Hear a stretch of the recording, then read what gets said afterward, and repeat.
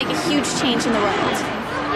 I was very typical of most young people who go abroad to volunteer. I had a very optimistic view of the world. I had a very naive perspective of international aid. Pippa Biddle sounds a cautionary note, not about Meet a We, but about some volunteer organizations that can put an idealistic person in a very difficult situation. I went to a country where I wasn't prepared to go. I did tasks that I wasn't trained to do. And my trips were really, down to the core of them, failures. Pippa Biddle's critical view of her past volunteer trips attracted worldwide attention. Today, she's the keynote speaker at a tourism concern conference. We're very pleased that we have Pippa coming all the way over here from New York to be with us, who's an independent fighter and campaigner on the issue of volunteerism. The story, to tell you guys a bit of background, was about a trip to Tanzania that I took when I was 16. I was a junior in high school. The job that we were given was to build a library. This is me trying to build a wall. I'm in the yellow shirt. And then one morning I woke up early and I went outside to go explore a little before breakfast, and I saw all the men at the work site, which was really interesting because they actually normally showed up late. Well, it turns out that every night they'd been undoing what we had built and rebuilding it. So they were late because they'd spent all night redoing our work.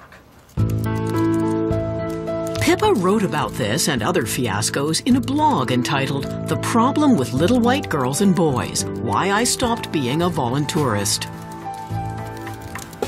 $3,000 bought us a week at an orphanage, a half-built library, and a few pickup soccer games, followed by a week-long safari.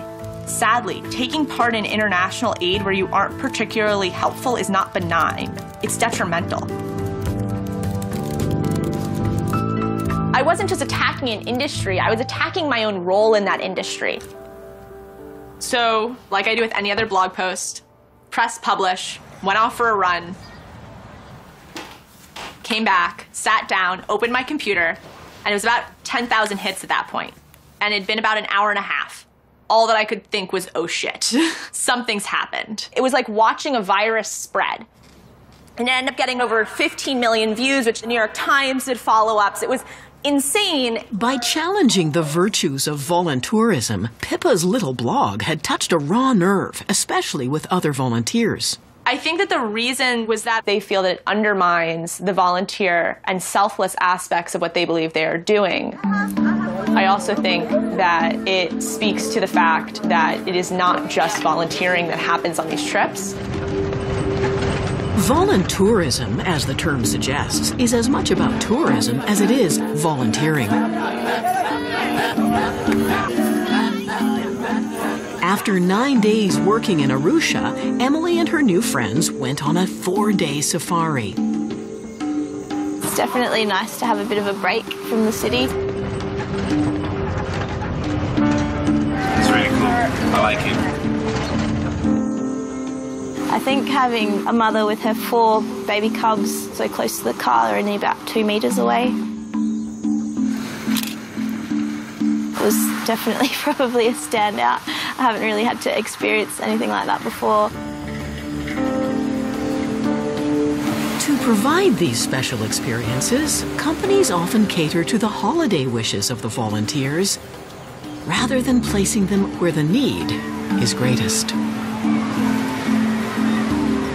They are looking for sun, surf, and sand destinations that are, similar to a holiday, I suppose. And come nighttime, volunteers want to be near the action. We are going out to a club for my last night here. As much as I hate to say it, as volunteers do like to have fun sometimes. Do you drink more or less? Than back home? Than back home. More. Are we gonna be honest right now? Because more? Probably a lot more, yeah. I came here to kind of detox and it's the complete opposite. Oh my gosh, it's so cheap here.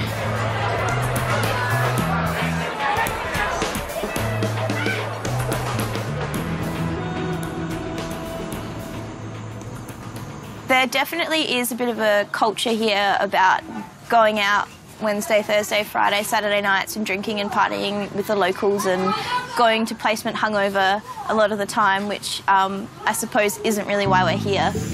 But it's not all fun and partying on voluntourism trips. I can't be sleeping in this filth hole. Sometimes volunteers can be taken for a ride. I feel like our entire time in Ecuador has been revolving around this catastrophe.